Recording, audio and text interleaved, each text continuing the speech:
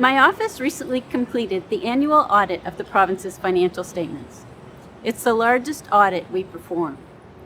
The province's financial statements summarize the financial results of over 100 government organizations under the province's control, with total expenses of $15 billion.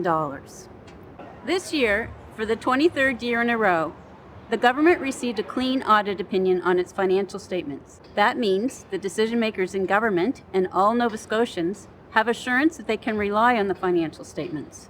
However, Nova Scotia needs to improve accountability and transparency of budget overspending as the practice hit an all-time high of $1.7 billion in 2022-23. That's the largest amount approved since the current Finance Act was introduced in 2010, and it brings the accumulated total of additional budget appropriations to $6.1 billion over the last 10 years. It's not unusual for governments to increase spending from time to time.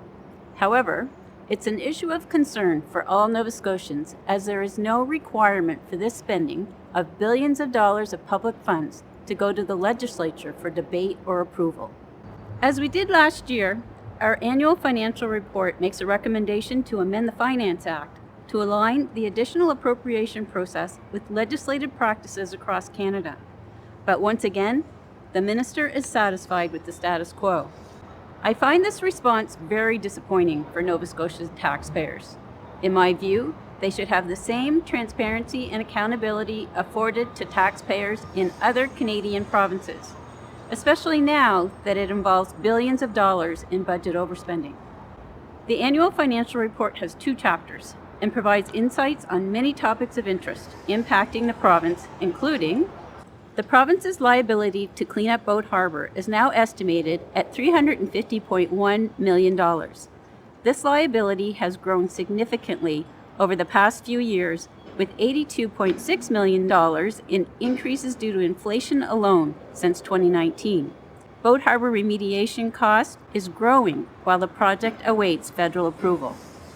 The province spent $6.7 billion on health funding and capital asset acquisition in 2022-23, with annual healthcare operating expenses up $1.7 billion over the last 5 years.